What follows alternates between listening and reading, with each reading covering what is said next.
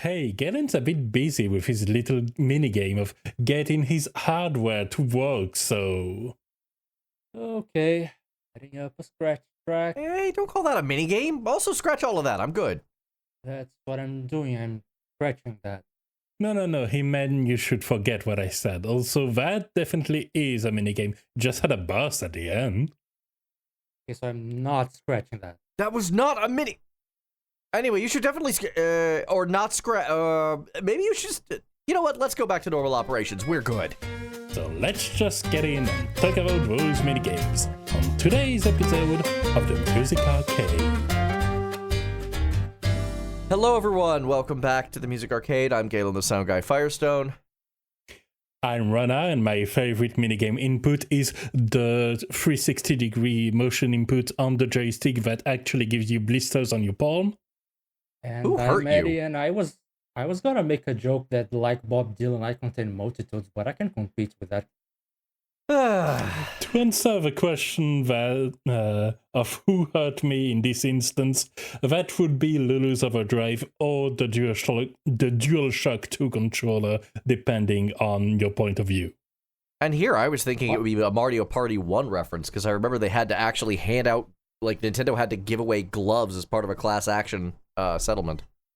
Yeah, I thought it was Oh a Mario yeah, Party they rap. did that, didn't they? Funny thing, one of the games that we are going to talk about today should deserve that reputation as well, in my opinion, but we'll get there when we get there. We will get there when we get there. Is a minigame even worth it if it's not hurting enough people to cause legal reparations? Yes, the answer is yes. Yeah. But it's a good question to ask ourselves. So just to address the elephant in the room, between last episode of this one, my office basically exploded, and I have been spending the last week putting it all back together. I may reference my frustrations with this over the course of this episode. That's what we're talking about. Yeah, turns out storms and electronics don't mix. They really don't. They really Yeah, don't. This is another one of those episodes where the intro is actually based on real life. Mm-hmm. Indeed. Anyways, we are here to talk about mini games. This was Rana's idea, I believe. But we have some pretty great ones in here, and I thought, like, in my mind, maybe a good proof of concept piece that isn't a real pick. And I went with Shuffle or Boogie from Final Fantasy VIII, which is, like, the quintessential is you're playing this dark, serious sci-fi RPG, which, because it's Final Fantasy, has some wacky quirks, and one of those is a game-wide, funny, super addictive card game. This song plays while you're playing cards, instead of saving the world. Yeah, or to take some pauses from saving the world, I suppose. Yeah. Now, small story time about Shuffle or Boogie specifically. Please. I remember being an early teen, getting to my friend's house and playing some FF8, passing the pad between the two of us. This is how I basically played a lot of my formative games from Dynasty Warriors 3. It's so ingrained in my memory. I was in French there for a second. To Kessen 2, to FF 8, 9, and 10. All right. And for this one specifically, I remember my friend, let's call him Matt, had a bit of a fixation that he shared with me over how the clapping sound of Shuffle or Boogie reminded me of the music for a specific ad for a deodorant brand, which means that I cannot dissociate the two from me in my head to this day, even over 20 years later. I had to make it public to help exorcise the demons of my past.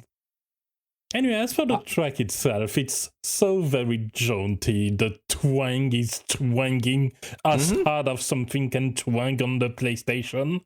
Yeah, no, it goes straight into the mouth harp. Like, you know this is a minigame track. Yeah. Oh, yeah. And that's the main reason why I decided to, I don't want to say picked it, because that's kind of a different connotation for Music Arcade. But that's the reason why I kind of went here. And I'm like, yeah, this is kind of Especially with... No, go ahead. Yeah, I was going to say just how different it is to the rest of the soundtrack of the game, which is extremely intentional.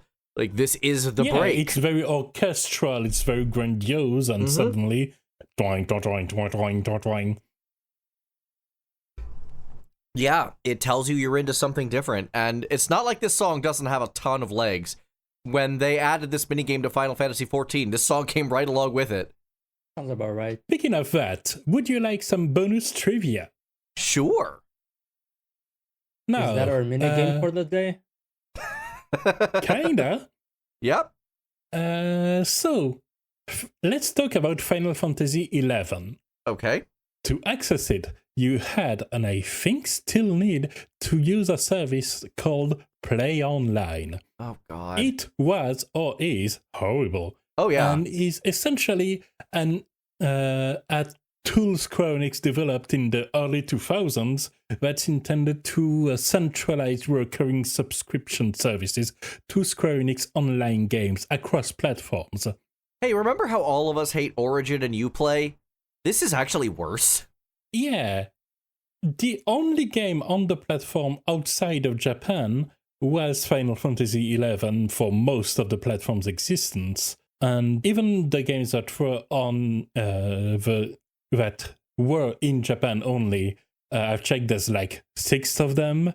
One of them is EverQuest 2 somehow, and apparently there's a Japan-only Dirge of Cerberus mode that used that. Oh, okay.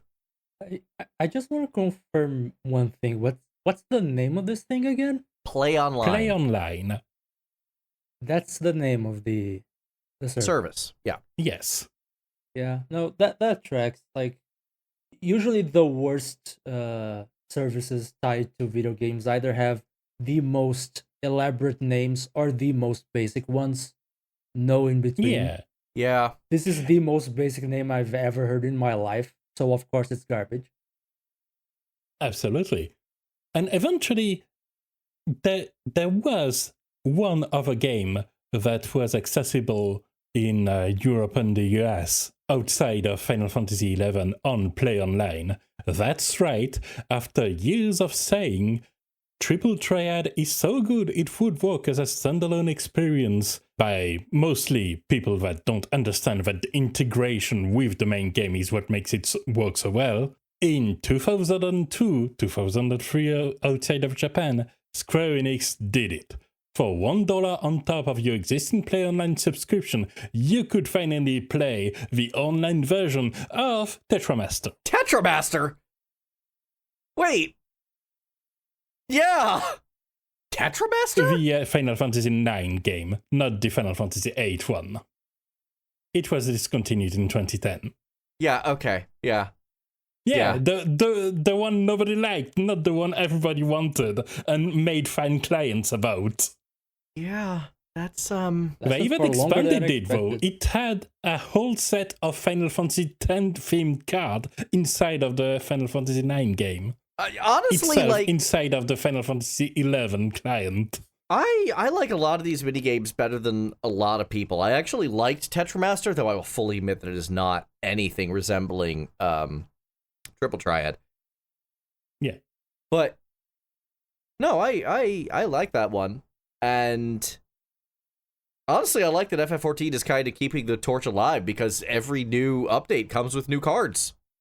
So it's cool getting everything. On that front, honestly, the integration works pretty well. It doesn't lead to absolutely busted thing the way cards conversion worked in Final Fantasy VIII. Yes. And it works honestly as it should in a persistent game as a nice little distraction to do if you're just logging in to log in and wonder, what could I do today? So I would like to just bring up real quick that I played, that I was thinking about which one of these songs to use. Shuffle Boogie was the one I landed on. My first choice was actually the Super Mario World bonus music, like the bonus stage music. And I realized that wasn't actually going to work because you weren't really changing the physics or changing the gameplay in any meaningful way. You were still just Mario hitting boxes. And I'm like, I don't think this quite works. I suppose, I guess one of my issues would also be how short the tracks is in this instance, if memory serves well. Wait, no, that's the Mario 3 theme that I had in mind, which is just do do do do do do. Oh yeah, do, no, that one's looping that again one's and again. very short and very annoying. That would have been a very short discussion. Yeah. Yep. I don't know. Shuffle or Boogie always strikes me, like, just Triple Triad in general always strikes me as this, like, giant thing in the game where it's like, all right, we're just going off in a totally different direction now. And I kind of felt like that's what the episode was aiming us towards. Well, it's partly that, but not exclusively. If it can be significantly different enough, I believe it counts, which explains my next pick, which was to focus on not just the minigame-ish minigame, but also the kind of partial genre shift aspects to it. Summer Surfing from Teenage Mutant Ninja Turtles 4 Turtles in Time. I loved this game as a kid, and I'm just going to say it. I like this version of this minigame way better than Battletoads' version. Absolutely, and that's an entirely fair comparison point because they are very similar down to the indicators of fast-moving obstacles that go your way. Yep. For those who don't know what this is a stage from Turtles in Time called Sewer Surfin', where you are literally doing that. You're in a very fast auto-scroller situation. There is some combat, and there are obstacles you have to avoid.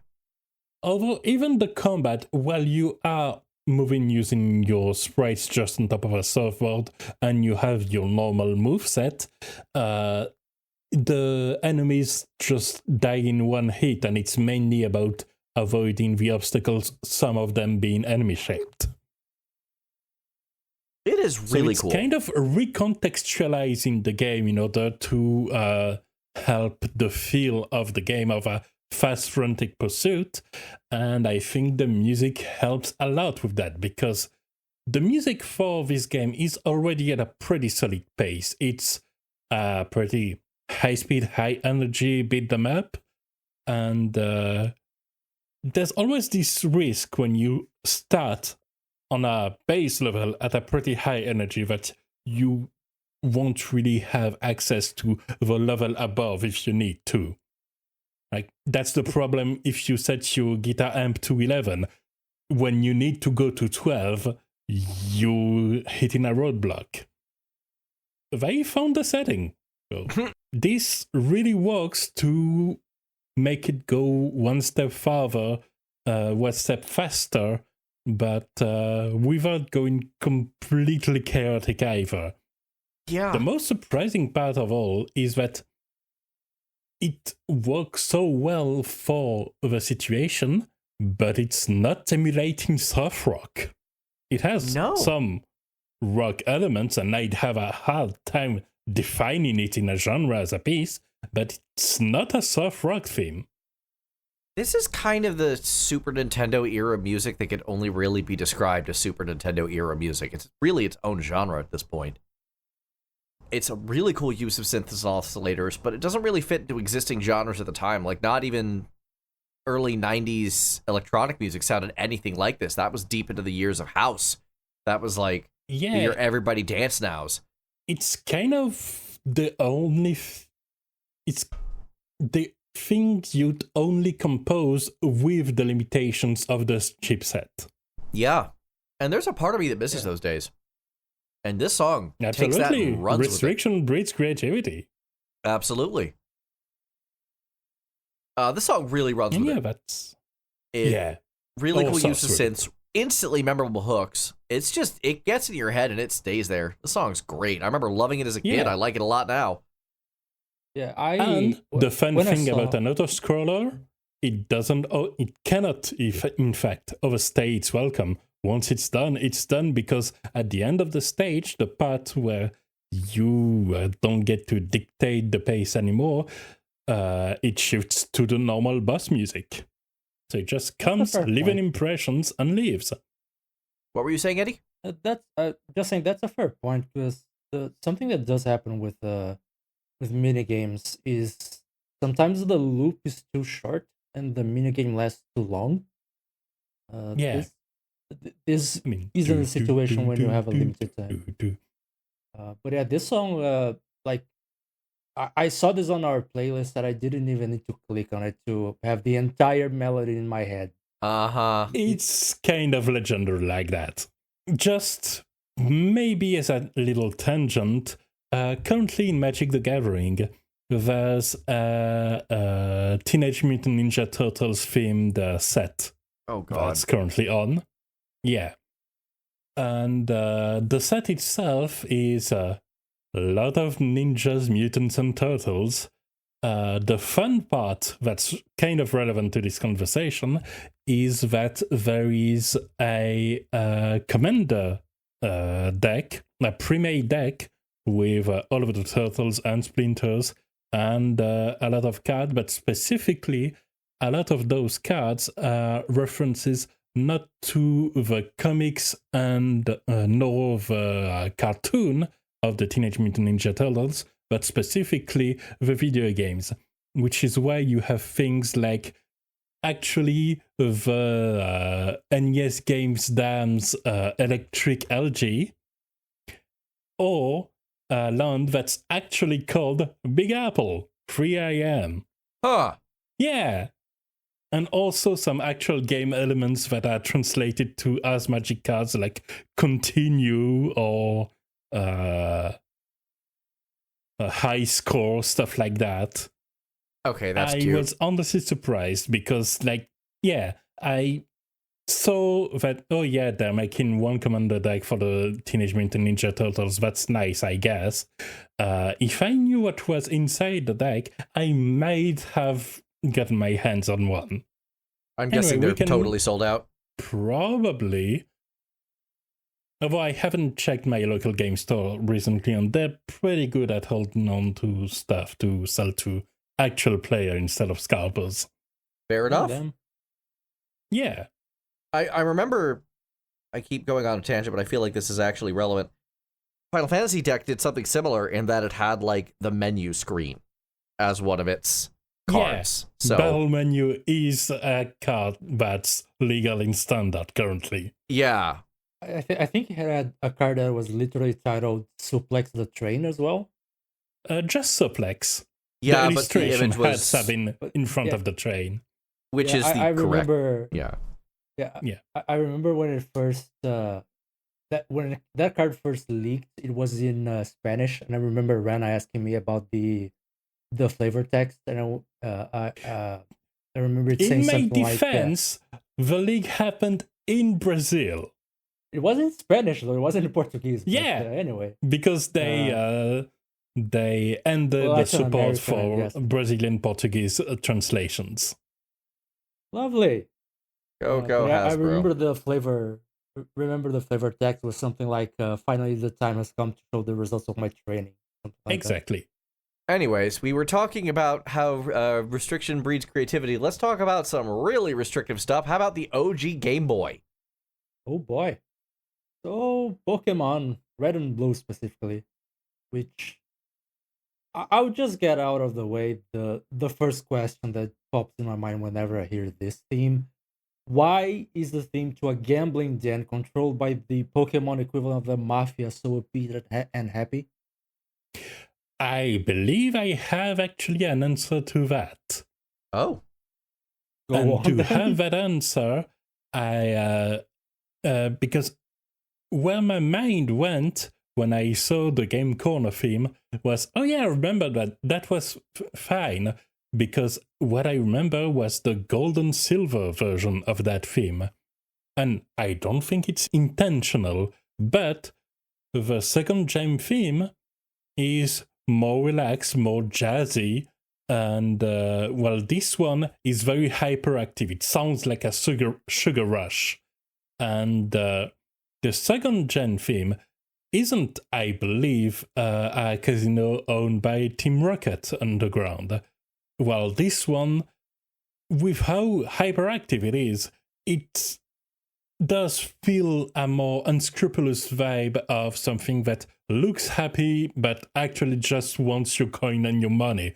Like they want those 10-year-olds to gamble and play the day away for a hope to get that power gun.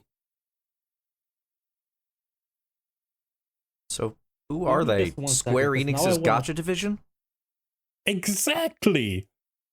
You know Team Rocket would open a gacha division. You know they I want to check out the Gen 3 remake version now, because I didn't actually check that one. Give me just a second. Good, because I wanted to do that as well. Yeah, I was kind of thinking, I wonder how a remix of this would sound.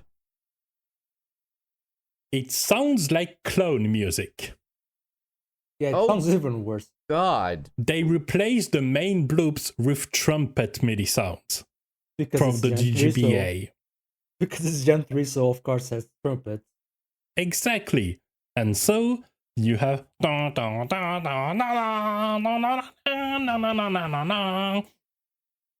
that sounds... I hate it more than the original. I honestly am like, that sounds horrific. Yeah. Yeah, no, it's awful. Good lord. Yeah, no, I think Rana is onto something based on what the Gen 3 version sounds like. Because the Gen 3 version is basically the Gen 1 version taken up to 11. Good lord. Yeah, if 11 is what the trumpets are. But yeah, it does say a lot about this song that my main the main thing that comes to my mind when I hear it isn't Pokemon anymore. It's a video by I keep bringing this guy a Power Pack. He is one of my favorite YouTubers. I think he started like a couple years ago a series of him playing the first few Sierra Adventure games. He's done the first 2 or 3 King's Quest and the first Space Quest video, Space Quest game. And right, so enjoy suffering. Yeah, pretty much. And Space Quest has a mandatory minigame where you have to play a slot machine in a sort of a cantina inspired by Star Wars. Fair. The slot machine has an option where if it rolls 3 skulls, it kills you. And so Power Pack made a montage where he was sinking his deaths to the beat of the Rocket Game Corner theme. And Perfect. that is the scene. That is the one scene that is now stuck in my head when I think of this song. I would transition to, you know what looks pretty is Rogue Galaxy, but I don't remember how it looks really. I never played it myself, so I have no idea. I think we don't have a transition. That was my attempt at one. I don't have enough of a memory of this game to really answer that. All right. Well, let's go on vibes, and I assume it's wonderful. At least the track's pretty fun. Yeah, no, I have a few tiny memories of Rogue Galaxy. This was Level 5's kind of last big release before they went into the Ni no Kuni direction and Inazuma 11 direction and just kind of stayed there. That's not fair. They also did a lot of Layton games. Sure. Which, now that I think about it, are essentially all mini games. Yeah, I'm a little surprised that didn't make the cut, to be honest with you. That, like, WarioWare seemed Neither like did the WarioWare, obvious to be choices. fair. Yeah. Exactly. But, this game isn't that. It is an OG pre-Souls ARPG. You got a team, it's real-time combat. You go to a bunch of different planets, some are cooler than others. Had an incredible remix album because that's what Level 5 did back in the day. Yeah. And then there was this factory. I don't remember what the factory was for. I remember there was a factory and it was super chill to build in it because this music was playing. It's one of my favorite RPG world map themes, and I don't think it's a world map theme. It isn't. It's a grid theme. You're building your factory with this. Yeah. I wish I remembered what the factory was for. It would absolutely work as a world map theme, is 100%. my point. The song is pretty simple. Like, it's just guitar, piano, pluck double bass, and some synth pads. That's it. That's the whole instrumentation. It's a fairly short loop, but it's a very pretty loop. Yeah. Oh, yeah. A lot of YouTube comments are like, this is what I go to sleep to, and I'm like, I get it. This has some, I very some much do as well. chill lullaby energy. And I guess that marks it as a nice contrast between the action RPG part and the town building part. I assume it's town building then, since it's on a grid. Factory building. Oh. It is just a factory. You were building stuff with it. Okay, so not something as involved as, say, a Factorio or an Enfield, but... No. Okay. Pretty simplified version of those. Oh. Wish I could remember what you got out of it. I don't think it... I don't remember. I think maybe it was parts for your spaceship, and that's how you made parts for your spaceship. I don't Actually, speaking of games of this era, what this reminded me of was that I searched also for a game with a pretty important minigame across it that I haven't played, but I've heard a decent amount about, which is Dark Cloud 2, but I believe that the themes for the golfing minigame that's so very present are just field themes because you're golfing in the game's dungeons. That's they correct. Just use the dungeon themes. Yeah, and this game, Rogue Galaxy, is the direct follow-up to Dark Cloud 2. I think this may have started life as Dark Cloud 3 before they went in a completely different direction. There we go, then. And that's why Dark Cloud 2 isn't mentioned outside of that part in the playlist. Yeah, Dark Cloud is one of those games shoutouts to that golfing game. Yeah, that was... I remember doing that vaguely. Yeah, and I think it was tied to a city building part. Well, yeah, the city building part is a big part of Dark Cloud. You're literally going into dungeons to find buildings that have been shrunken and magified and put them back and make cities out of them. Unfortunately, the downside to this is there was like a actual map that you were... If you wanted to get 100% and get the reward for it, you had to follow the actual map. You couldn't kind of freeform it, which... No, unfortunate. Yeah, that was more a Dark Cloud 1 problem than a Dark Cloud 2 problem. I remember that was really bad in Dark Cloud 1. Yeah. Dark Cloud 2, I don't remember if that was still the case. It's been a long time since I played these games. Yeah, and I never did. Neither did I, which is why I'm just smiling and nodding. Well, we can smile and nod at how good the music sounds. Like, imagine you're building something in a video game and listening to this. How's that sound in your mind? I'd lose a dozen of hours to that theme before getting bored of it. I'm the guy who song. usually brings up pretty piano pieces on this podcast. You know I love this song. Yeah. Like, this is almost in that Shuffler Boogie situation where it's just sort of like universally like, yeah, of course this is a side game for a game like this. Duh. And it sounds great. But obviously much fewer people have heard of and or played Rogue Galaxy than Final Fantasy VIII. Like, these are complete orders of magnitude different in terms of public consciousness. Yeah. But there's another game who's at its 8th main entry, and that is on people's mind. That's it. That's my transition. Yeah, what the hell is going on here? Tekken Extreme Beach Handball? Yeah. That's a way of describing it. And it's a pretty iconic mode to the point where I was surprised it actually only featured in 3 games in the series. It started in Tekken 3, which explains its fame because Tekken 3 is probably the more widespread entry before like 7 and 8. Okay. It returned for 8, which is the version that's in the playlist that I've selected. And also it was on Tekken Tag Tournament 2, specifically the Wii U version only. Huh. So that's a fun tidbit.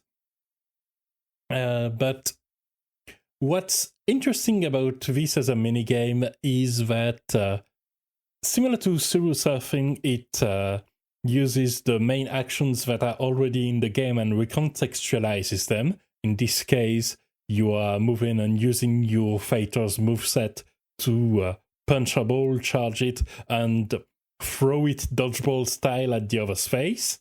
Nice. But in doing so, it's also teaching you kind of about elements that are important in the actual game, like spacing, like how fast your move can fire, and risk reward of charging a big move versus just jabbing and controlling the ball but being more predictable this way, which can then improve your main gameplay without you even really noticing it. It's a formula that Street Fighter VI's open world sim minigames do as well, where it looks like you're just doing inputs to fulfill pizza orders or something, but actually you're practicing your motion inputs.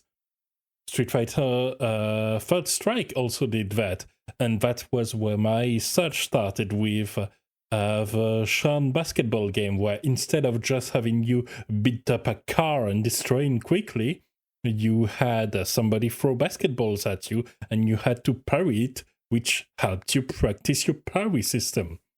Eventually, because I ended up landing on this track because of the track itself, because it's cohesive with the rest of the soundtrack, which works as well to make it clear that it's part of the experience. It's weird, it's kooky, you're playing ball, but you're still part of the game, and it's not a complete break, which I think is interesting too. I freaking love this song. I was so baffled by how good this one is. The bass line comes right out of nowhere, and there's cool use of oscillators, there's percussion fills, there's this one wacky guitar breakdown followed by a keyboard solo. This is hitting all of my buttons. Oh, that's wonderful to hear. That keyboard solo was great. It was so good. This is one of, I think, 2 songs on the playlist that I would describe as not quite for me, but I cannot deny those solos. Yeah, and it's big, fast, and electronic because it's a final round theme. You have another version for the main rounds, but this is when you're reaching match point, which is why it's also more intense, faster, but still with instruments like the guitar that help supplement the beach visual and make it part of the whole. It's a very unified experience, very harmonious, to the point where I'm making hand gesture that you absolutely cannot see because we're in an audio medium, but that make it whole very unified despite being a minigame. It's not a complete break, and I think that's nice. Even if you have an option to have the special collab DLC edition with Final Fantasy XVI, where you can have your ball look like a Final Fantasy bomb. Okay. Wait, does that mean Clive can play handball? Hang on. Yeah, of course. Clive's in the game. I wish you could see the look on my face right now, because it's simultaneously stunned, horrified, and absolutely super like, wow, this is a thing that exists and it's amazing. I can confirm that is indeed the look that you're giving. Yeah, wow, okay. Yeah. This is the most interested I've ever been in Tekken 8. I've never been a Tekken guy. I've been pretty open that Dead or Alive has been my 3D fighter of choice, and I have not branched out as hard as I could have. Yeah, other than like, to be clear, my stance is that Noctis and Clive should have been Soul Calibur characters because they kind of play like Soul Calibur characters, but they're in Tekken somehow. Yeah, that makes sense. Tekken and Soul Calibur are the 2 related ones, right? That's the one with Yoshimitsu in both? Yeah. Okay. Sometimes I forget where Yoshimitsu originated. They kind of even look like Soul Calibur characters. They do, don't Absolutely. they? Less so Noctis. Noctis is maybe a little too modern. Yeah, and to be fair, Soul Calibur 6 did have some very good entry when it comes to the collab characters. Like, Geralt and to be in the same game, yeah, I'll take it. Yeah, that sounds very Soul Calibur. They are a very, very wacky franchise where they're not trying to be ultra serious, and somehow they make it work better than DOA did. And we'll talk back about that a bit later, because there is a Soul Calibur game in this playlist. Well, that is not a transition, because that's way later. Yeah. For now, how about we pass the ball from one ball game to the next? Blitzball holds a very special place in my heart. Because In this many is people's heart. Yeah. This is the minigame from Final Fantasy X, and it is not a card game, it is soccer, but you're underwater the whole time. And it's jank, and I absolutely hated it until I figured it out and actually went, oh, I know how to play this now, I understand. And then I fell in love entirely. It is the second best thing about Final Fantasy X if you put in the work to get good at it, which I understand a lot of people do not want to do. I think it's weird because there's 3 steps. There's hating it because you can figure it out and you're trying to play it like a skill-based game, like an action FIFA game, and this is not how this game works at all. And then you're figuring out and it's great, and then there's an ultimate crashdown where you have a strategy figured out that's pretty much perfect, and that means you are winning a game right from the start, and then spending most of the game length waiting for the clock to run out. Especially if you use the exploit of keeping the ball behind your own goalkeeper, which makes the enemies loop in place for some reason. Oh, I never did that. I didn't use guides for it, which I think was my own thing. So I was actually still, even when I got good at it, playing it as though it was an actual game.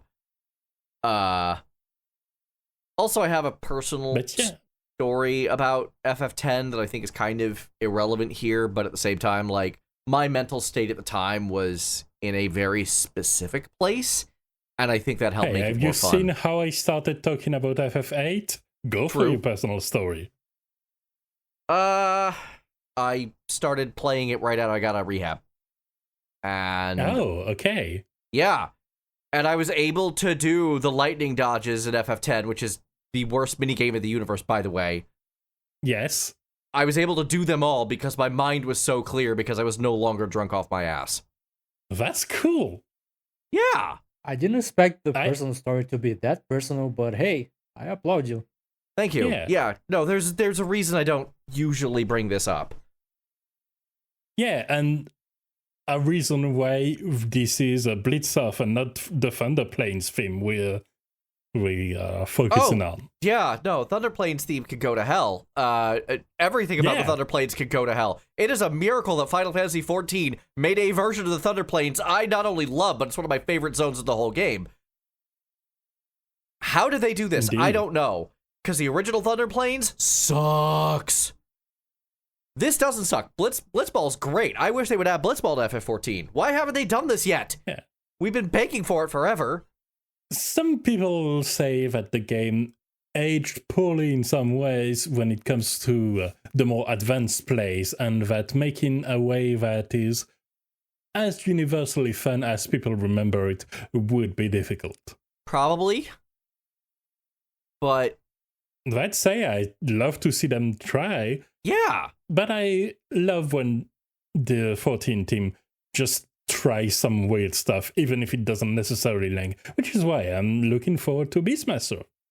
Yeah, that should be interesting. But getting back to the song for a second, Blitzball is one of those, like, the song itself is actually super jammy.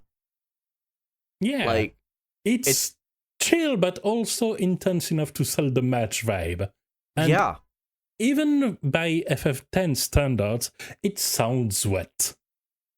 It does. And what's really interesting is this is actually a Hamauzu track, which kind of has very few of Hamauzu's hallmarks. Hamauzu is a very idiosyncratic composition style. Like, usually you can pick his stuff out of him easily.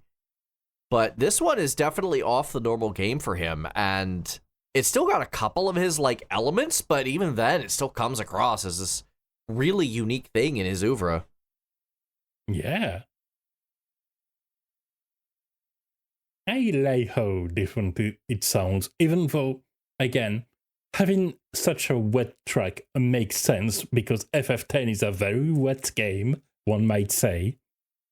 Yep, 6 out of 10, too much water. Tonally, we're back to 3rd gen, baby. I had to.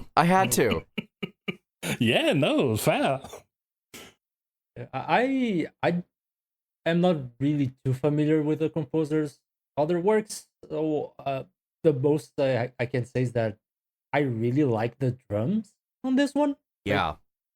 they're not show off or anything, but they're just really well executed. Really, really cool.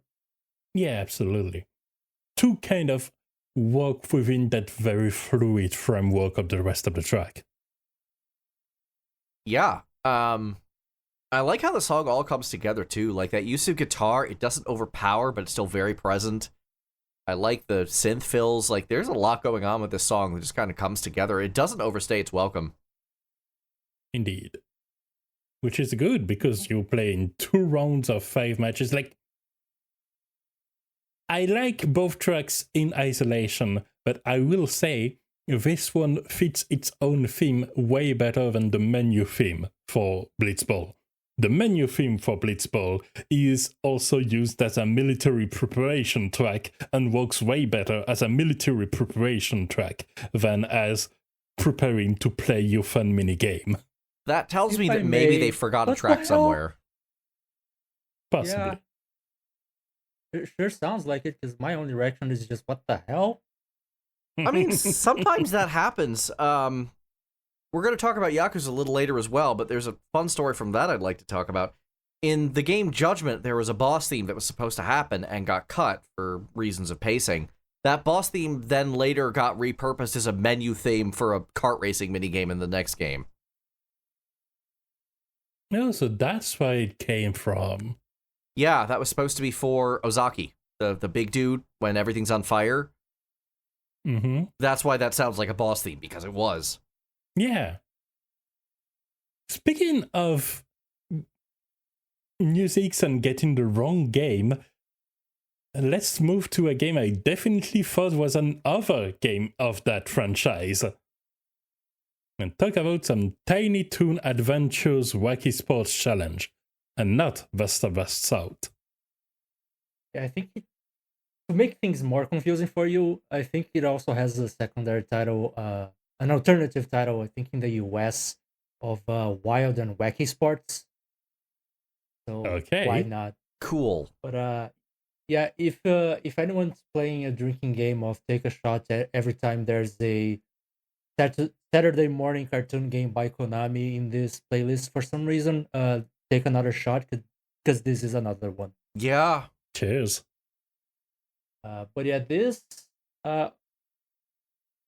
game, first of all, it's Mario Party levels of this is going to destroy your hand. Cool. So this is where I was going for with that reference at the end of the at the start of the episode. You can even see in the comments of the soundtrack everyone talking about this game so hard. But yeah, so I went with the Birdman Contest. There are a lot of songs I could have picked, because this game is a minigame compilation. It's basically the Tiny Toon World's Olympics in a way. And yeah, what happens when you take a bunch of mini games and make a game out of those mini games?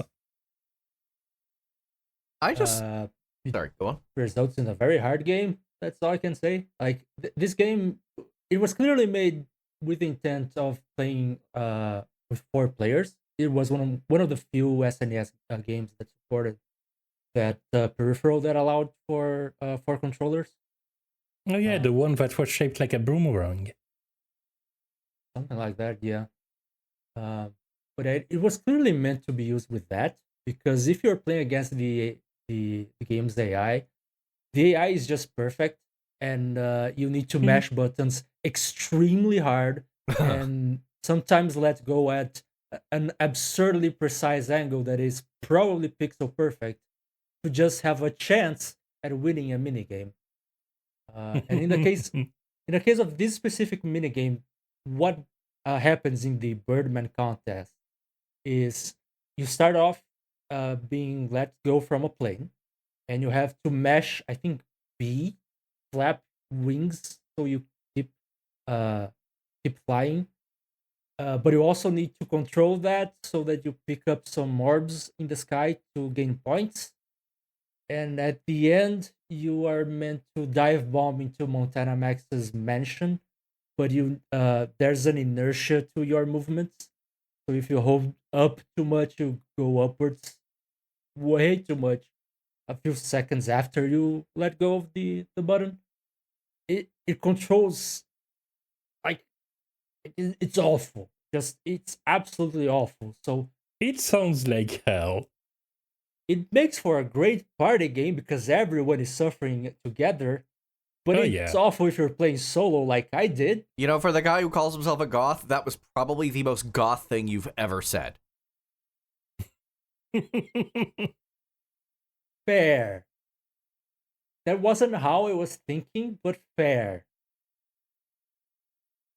But yeah, this game in general, it also does the thing that Looney Tunes and Tiny Toon Adventures did back in the day, of like taking either public domain songs or making covers of very famous songs and using those. Yeah, because in- it's downstream from the Merry Melodies types of Looney Tunes cartoons, and they still have some of that and some of like variations of the main opening theme from the series. At least that was the case for Busters Bust Loose, and here I definitely hear the influence as well. What's Yeah, interesting there's- to What's interesting Go to me on. is that from my perspective, this sounds like Chopin by way of the Breath of Fire 2 soundtrack. Like, I did not see this song coming.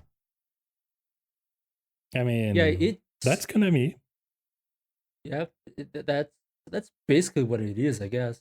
The soundtrack has some songs where you definitely recognize what they're riffing on, or sometimes they're straight up just sampling a familiar song.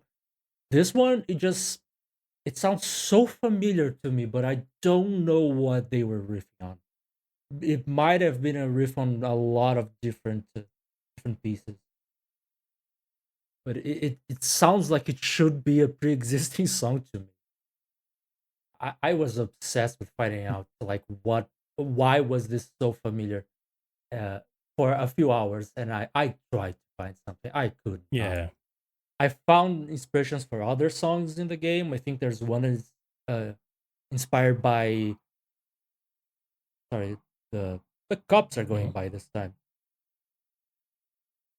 Yeah, I even There's heard that. another song in the soundtrack. Yeah, I'm going back in.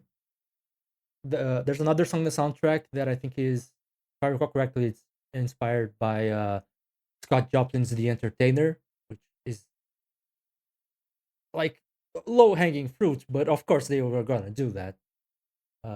There's also one that I think is based on the Rock Around the Clock from Elvis Presley era. There are others where I can definitely tell where it's coming from, or I can find sources that tell me where it's coming from. I could not find a single source that agreed where this one was coming from, and that little gallop at the start sounds so familiar to me. But I think they probably Yeah. just got a lot of different composers or different songs by the Well- same composer together. The problem with this era is that the crediting were absolutely awful. Yeah. And so that certainly doesn't help things like preservation and naming the artist and celebrating their achievements. So Yes, this is- glad we move this- out from that, right? Right? We are crediting our artists now, right? Everyone be nice. slowly looks at Nintendo. Would be nice. Yeah. I think the worst part for this specific game is that since it was transparently made with that peripheral in mind, you don't really have that many people who play this because not many people had that thing. Yeah. So And even if you had it, wikis- that was compatible with not a lot of games, so that was one of the main ones. yeah, and good luck finding people who want to play these games with you, because like you would you would either need 3 other people to play this, or you would all have to be okay with the fact that you were going to lose to the AI. So as a result, you can't even really find much information about this game on wikis. Yeah. But this is a game soundtrack where I probably only heard like a third of it because I never advanced past the first level of games. You get scored based on how many medals you won, and then you get to the next stage where you have another set of different mini games to play. I see. So I probably only heard like a third of the game soundtrack in at least in its natural habitat, let's say. Yeah. But this is a song that kind of stuck with me a little bit. It surprised me, and it's good to know that minigames can be used as a torture method. That they can. That they can. I played recommend Battletoads as a kid. I can confirm this. Yeah. I recommend looking up the hammer toss minigame from this game. That is hell. That game is hell. That's the one that I was describing when I mentioned you had to mash B insanely fast to the point where your fingers hurt, and then you have to I don't know if you press A or you press up or something at a potentially pixel perfect moment to toss the hammer. It's annoying. This game is very annoying, but the soundtrack is. Yep, Hi, I Mike. heard that. This game was very annoying, but the soundtrack is also very fun. Yeah, it fits the festive theme. This feels like it'd be a cool game to watch a speedrun of. Yeah. I wonder if there is. Or maybe even a TAS, you know? Yeah. I'm curious if that's a thing. Oh, I'm sure that's a thing. I'm sure that's the thing. Doesn't ULTRAKILL have a level or a section of the game that happens in hell? I don't know. I haven't played ULTRAKILL, but it sounds like it would fit. So let's talk about ULTRAKILL. I mean, we could have gone with the fact that this comes from this song recommendation comes from the 4th player in our little group. Ooh, nice. Yep, this one was an in absentia pick from Zeril. And indeed. It I'm fairly familiar with ULTRAKILL at this point and the ULTRAKILL soundtrack. It doesn't usually sound like Appalachian fishing banjo music. Like, this is so ridiculously chill. I didn't know this was even in ULTRAKILL. That's because there's a fishing minigame in ULTRAKILL, and it's meant to work as a contrast. You are doing Devil May Cry scoring high action shenanigans, and then taking a break in this level with the banjo. I mean, yeah. It even works on a different scale because the game isn't really focused anymore on the moment-to-moment action where every moment can make or break your combo. Instead, you have the day that passes by, and so the song has variations for dawn, for dusk, for when the night falls and you're still fishing. And that's lovely. Yeah. Can I just interrupt you with a tangent for the previous game? Yeah. I actually looked up the speedrun. There are exactly 3 people on the beat the game category, and the second place is Brazilian. So I guess that wonderful. That says I'm not the only one who suffered with that thing. Mainly though, I'm frustrated that this is in because I had the perfect Uno reverse card and I couldn't reasonably bring it out. Namely, when we think about minigames, we indeed think about Triple Triad a lot, and another thing that's more across the game is the fishing minigame, which this track is representative of. And Right. so what I wanted to look really smart was to pick music from Dave the Diver, which is a fishing game that has a beat-em-up minigame in the Ichiban's Vacation crossover DLC with Like a Dragon. Unfortunately, they only release the main game's soundtrack, not the DLC soundtrack. And I don't have the DLC, so I didn't trust my chances to buy it and run it real quick just to get a clean record of the song. So, there is no clear records of the song that are currently available, just video on demand of people playing through it, which meant that there was no clean cut way to bring it up. But I wanted to at least put it out there that I thought about this reverse card. That would have been a good one. That would have been a very good one.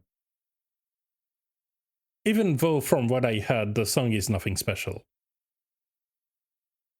That's a shame. Yeah. But this song is very, very neat. Like, this is one where my mind went into a bit of a weird place. Because my mind went, what if Suikoden's villages were inspired less by East Asian culture and more by, I don't know, Appalachian? Because this has the vibe of a Suikoden village. Like the smaller Suikoden one. Village by way of Oregon Trail, sure. By way of Oregon It's a way Trail, of I putting love it. that.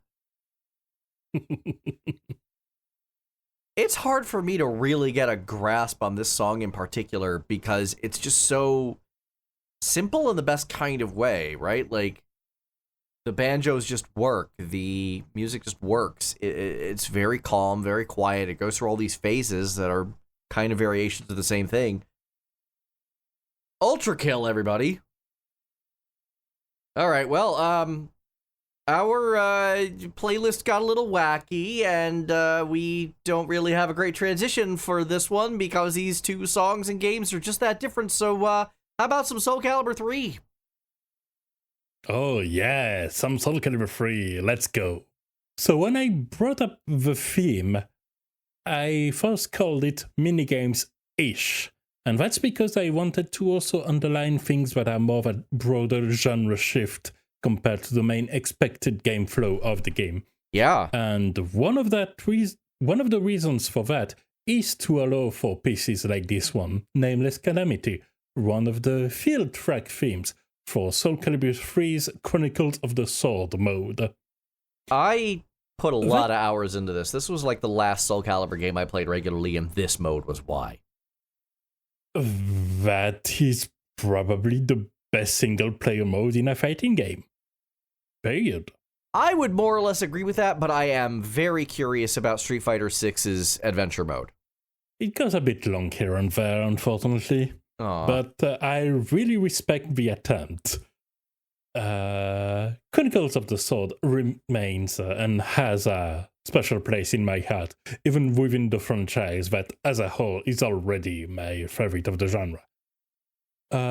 It had, for those that are not aware, an entire, essentially alternative settings, because the main Soul Calibur series plays in a alternate history real world, and this one had its different realm with a whole different story, different characters, and it weren't just risking. You created your own characters. That was one of the great new features of the third game in the series, and you didn't just copy an existing character's fighting style on them. You picked a class, and that class came with a weapon, which was not a whole new moveset, but I would say 80% of a new unnamed character's moveset, essentially. They were a bit more stripped down. For instance, you didn't have dedicated side throws and back throws.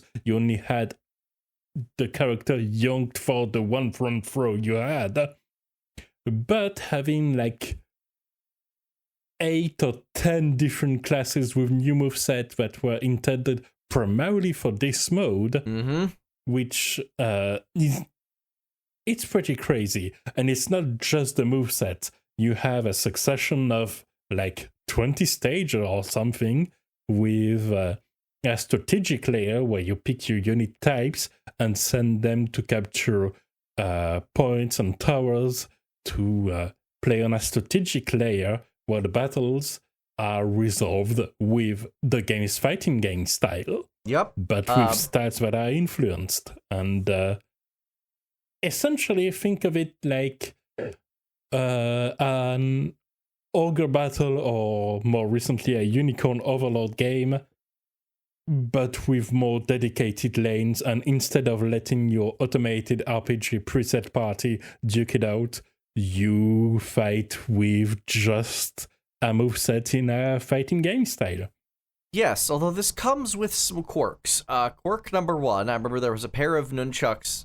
I forget how you got them, but there was one piece of equipment for the nunchuck moveset, which could just drain health even when the enemy's blocking. So if you just kept spamming the attack, the enemy would never stop blocking and you would just win eventually. Yep. I remember Yoshimitsu on super speed. You have no idea what to expect, up to and include killing himself repeatedly. And I remember the final boss. I remember there were some matches where I just didn't want to play the match. If you chose not to, the game had like a health system on the overworld, so you could just let your AI troop drain a fortress's health and win the match, quote unquote, without actually fighting it. Yeah. At a cost of some of its own health, which I think was a cool tactical decision. Exactly. It lets you have the strategic layer have a more pronounced importance. And it honestly helps the game run a bit faster, which is also a good consideration. Yeah. Even though the balancing for the final boss was a bit janky because of that, because it's just a castle on fire with 4 other guards and the final boss, which is way less than the average map. Yeah, I'm going to be honest. I feel like the difficulty balance of that, at least to my recollection, was far more difficult than maybe they'd intended. But overall, although some of it was intentional, like from the second level, I believe, on most stages, you had a main game's character, like an Ivy or a Siegfried or something, that was level 50 while you were level 2 or something, just waiting in place as a side objective / optional megaboss. No, I think Which this is a fun little touch. This was a really cool mode that had some really, really good ideas.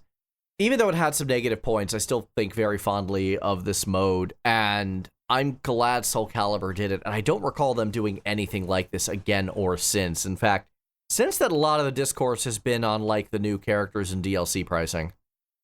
Well, when it comes to the successive games and their solo mode options, Soul Calibur 4 was very stripped down and had mainly more or less nothing, just a tower that was a succession of stages in lieu of like a main story to, one presumes, make room for Darth Vader and Yoda.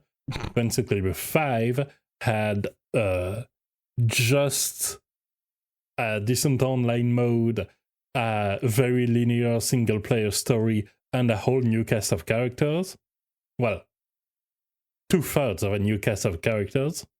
And then 6 went ahead and did something that was definitely better, definitely more open, a little fun, but not on the level of Chronicle of the Sword. Like, they set the bar really, really high with this one and haven't got back there since. The fact that I, a guy who has a very complicated relationship with fighting games, still remembers this as fondly as I do, says an awful lot about its level of quality. Yeah, and like, I've riffed on how Triple Triad doesn't really work as well as one might assume as a standalone game. A standalone game with a Chronicle of the Sword style gameplay, that would work. I can see it. You'd need to find a way to resolve the battles in a way that functions, if you have to do it outside of, strictly speaking, the Soul Calibur battle system, but the transition from strategic layer to fighting game layer really, really works. And I'd love to see them re-explore that. Now, Kawai, could you in your hearts see to it that one day Dead or Alive gets a spin-off or side game this interesting and not just bikinis? No. Wait, hear me out. Dynasty Warriors 1, 2, and they make it that. With a Dynasty Warriors Empire style map. Ooh. I know, right? The neurons are activating. You have my attention. Sadly, Kawai doesn't. Either of us. Indeed. But you know what else is making us salivate? Well, maybe not us specifically, but the hostesses are definitely intended to make people salivate. That's kind of a job. And Yakuza Kiwami too. That's my excuse. That's my transition. That was the transition. I think we can agree with that. It was one of the transitions of all time. Okay. It's part of a job. In backstory, I'm just going to go quickly. In Yakuza 0, there was this very popular minigame about running a hostess club.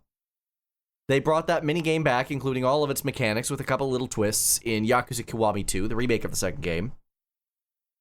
The minigame wasn't in the original. It's essentially an added side story integrated as part of the remake of 2. Yes, absolutely.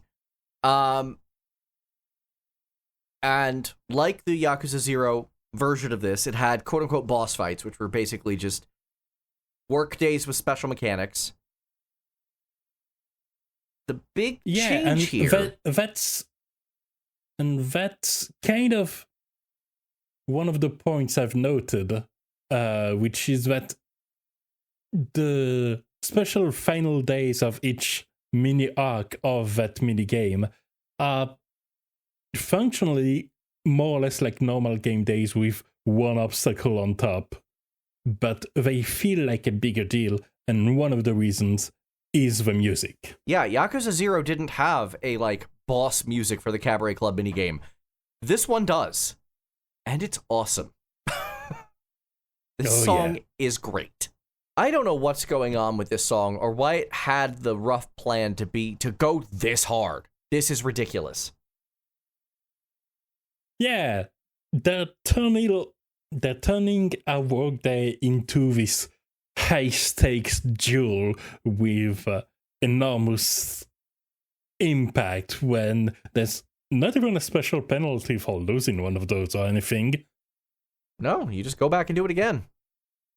Yeah, but it feels cooler, like a high-stakes action set piece. And that's all the more notable given that in a lot of ways, the Yakuza games are essentially a connection of mini games with a main story along that you can also follow. And some of those mini games have a story of their own, and this is one of them. The mini games are pretty central, like technically all karaoke songs would have been eligible for this episode. Yeah, but those just aren't as interesting to me. I don't want to say they're not interesting, but... Yeah, but they're not as interesting to discuss as the fact that there are these climactic steps on the way to this minigame side storyline. Yeah. So, I do find myself in the very interesting position of, again, trying to explain why this crazy EDM song that someone flat out said, going back to something previous, this probably deserves a place in, a Tekken stage. Yeah, that would work very well for a Tekken stage.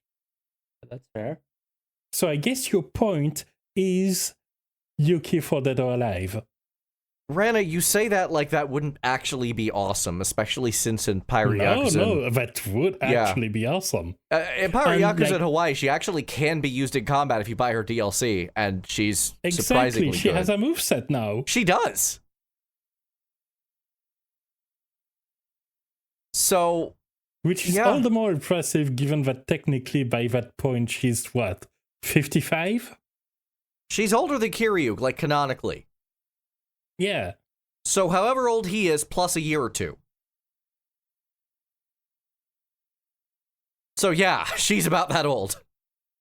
Yeah. She's the heroine we need. I wish RGG would get their head out of their butts about certain topics. Don't get me started about many of the things I've heard about Yakuza 3 Kiwami. Like, that game seems really unfortunate at this point in time. Yeah. But let's not talk about things that make us sad. Let's talk about things that make us happy. Hey, Eddie, you play Destiny? Oh, do you know? I think we are actually gonna talk about things that make us sad because this is from Destiny 1. Oh. This is a game mode that has not carried over to Destiny 2. This was the Sparrow Racing League.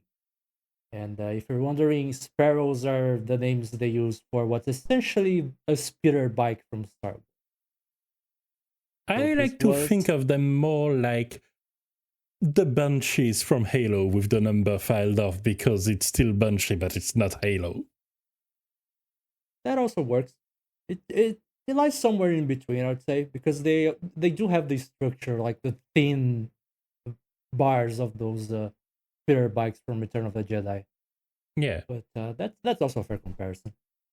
But yeah, in the original Destiny, they had this game mode called the Sparrow Racing League, which was a racing minigame, basically. And I never actually got to play this, so I don't know how well it plays. My understanding... Okay, but question, do you know if it's you are racing against players directly, or is it a race against the clock? I believe you're racing against players. Ooh. Okay. Which is one of my points, because it sounds way more like a race against the clock. It sounds like a sci-fi outrun kind of game. Yeah, this song is weirdly slow-paced for a racing situation.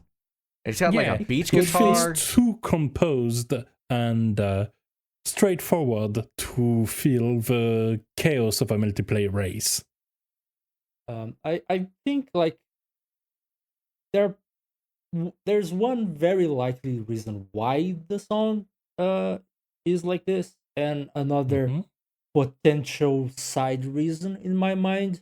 The more obvious one is that all the Sparrow Racing League tracks are basically remixes of themes and motifs that already are in the game. Interesting. To throw us back to the Destiny 2 motifs episode, this one actually has what I believe is the Guardian motif. Maybe it's the Vanguard. Those are very similar. It plays as horns on this song. So maybe it's because they're reusing those themes and trying to remix around them, and those themes aren't very fast-paced in and of themselves. But the other potential reason that comes to my mind is that, let's say Destiny physics is janky. Sure is. Let's also say that Destiny can be... it can have some latency issues sometimes.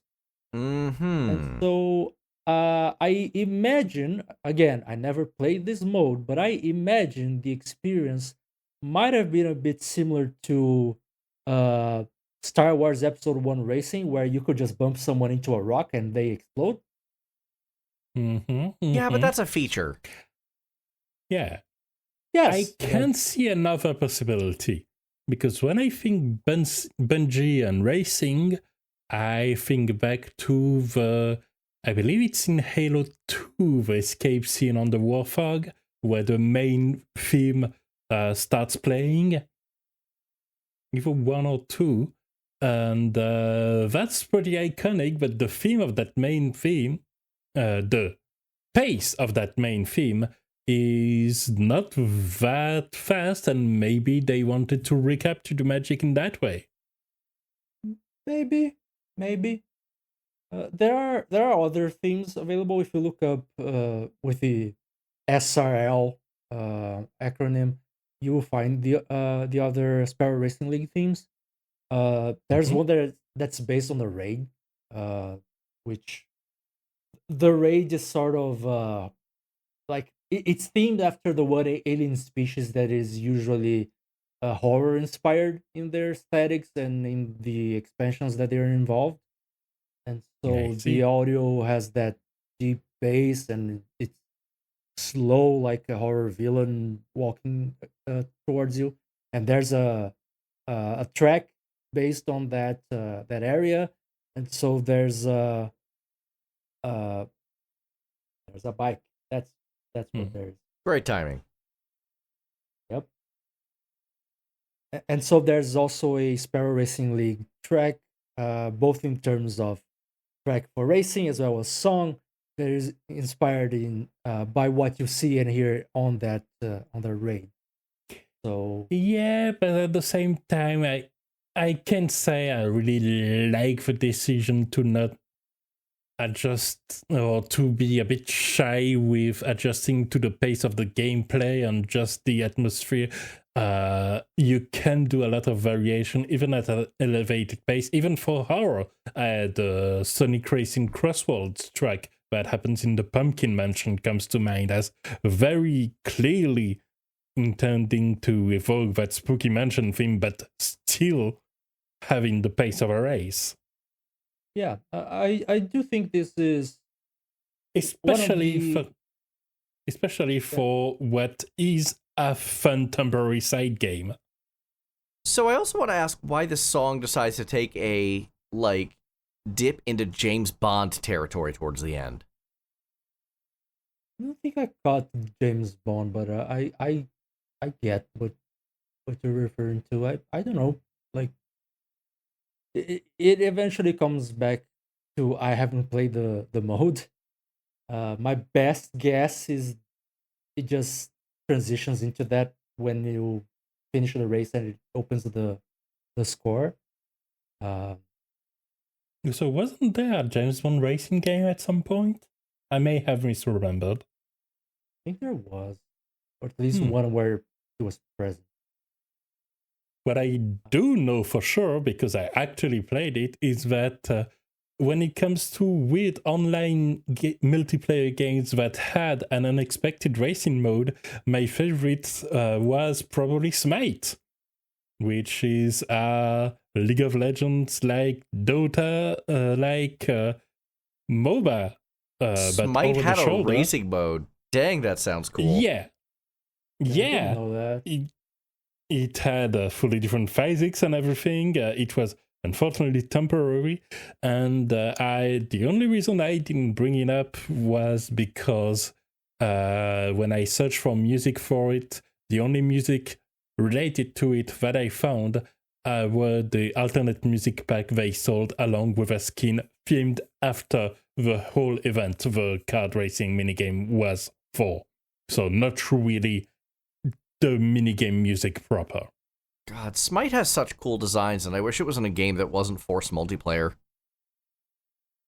Yep. Yeah, they could really make some stuff work. And I say that as somebody who has sunk hundreds of hours in the game. I tried playing it, but MOBAs just aren't for me. I only ever watched Rooster Teeth play it, but it looked wild for what it was. It was a fun time. I respect the game overall. And hope that Smite 2 is going well in what they're trying to do. You wouldn't I happen to be haven't heard playing that, would anything. you? Haven't launched that yet, no. Only Well, played the then- original. Well, then let's talk about what we are playing in Music Arcade, now playing.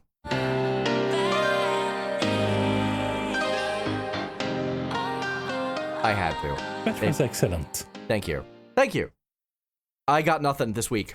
I mean, I technically do, but I've been occupied.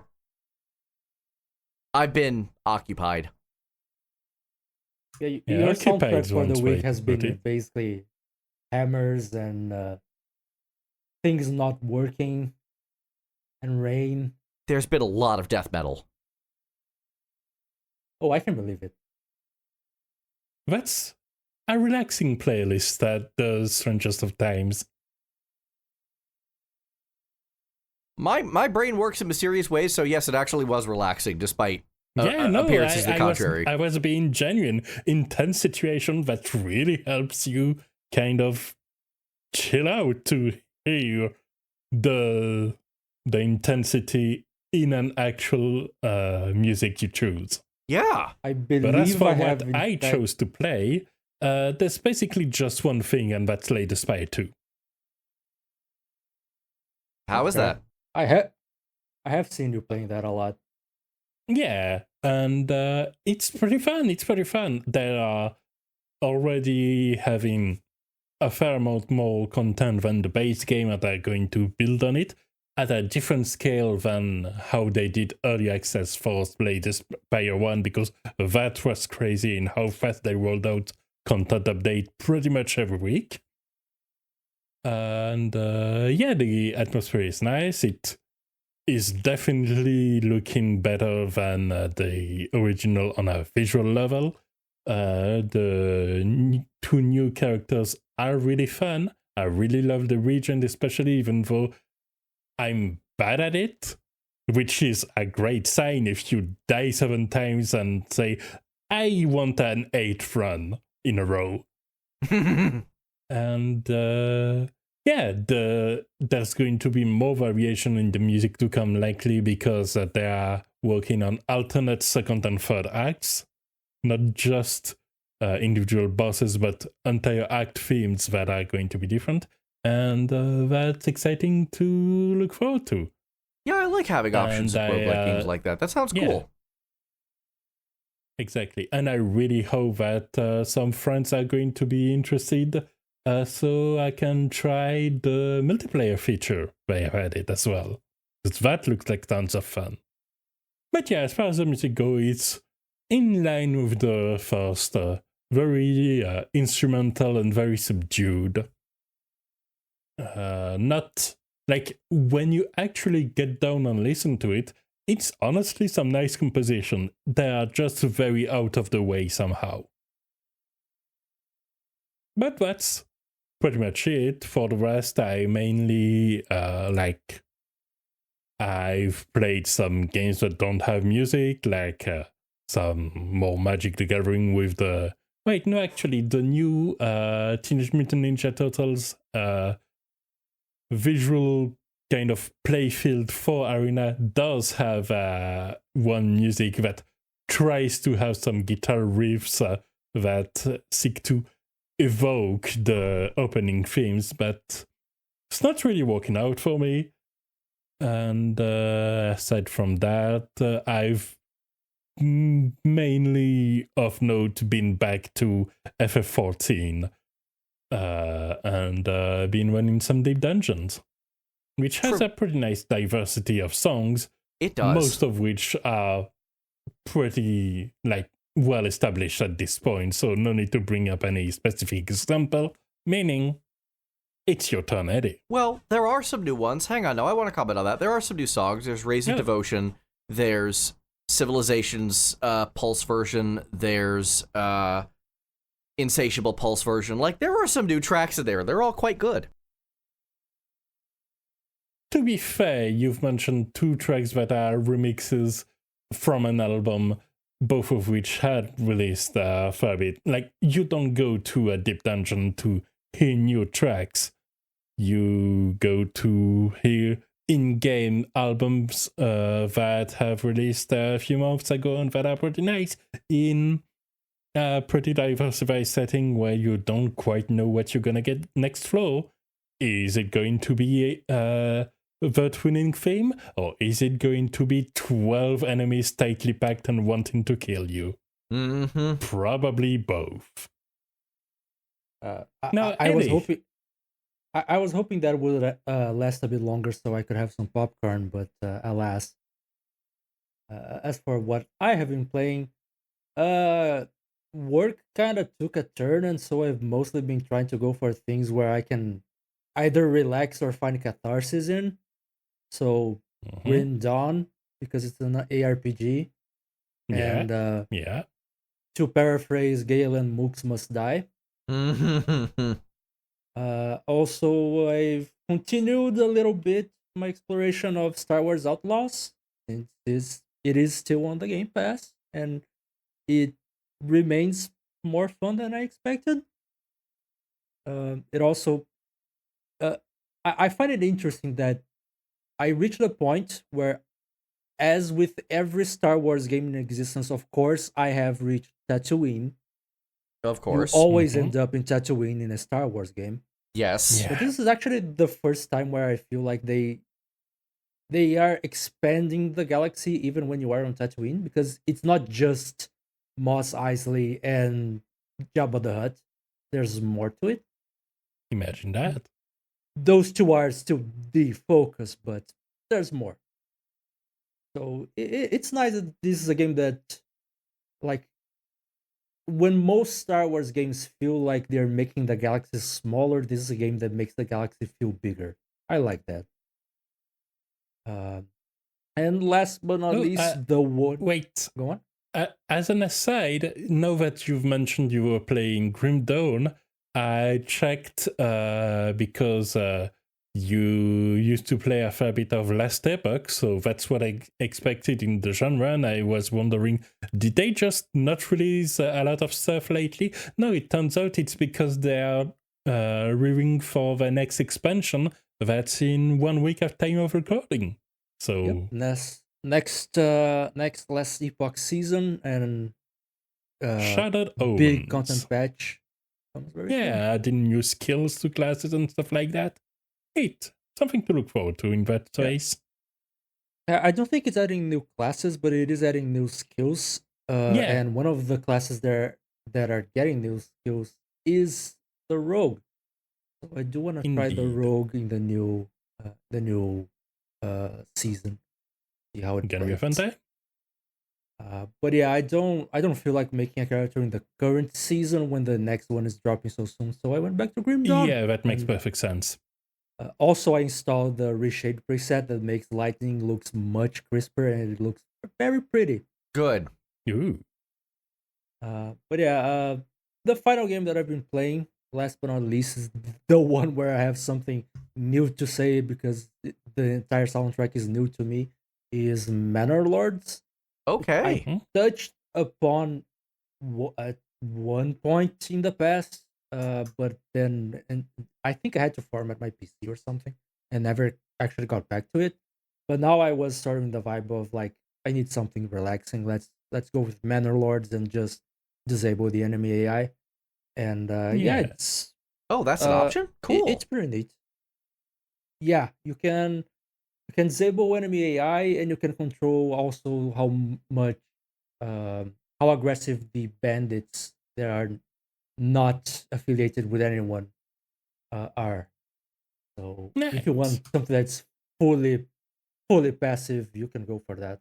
Like, no and problem. this way you can just face your own incompetency for preparing for the next winter. Yeah, that's been me. Yeah. Hi. Yeah. Sounds No like problem. And I'm in that mindset because I've played a bit of Timberborn as well now that I've launched 1.0, but haven't really paid attention to the music. Yeah, I would just say it turns out that hunters in Manor Lords are much slower than they are in other games of this kind. So I have in fact starved my village twice. Also, there was the one time where the bandits raided my village, and of all available resources, they took 8 pieces of meat right before winter. Oh, that's unfortunate. I will be honest. Bandits. The only music I remember from Timberborns at all is RCE's Real Civil Engineers opening credits that he does himself. So yeah, that says a lot about the music, just from what I know.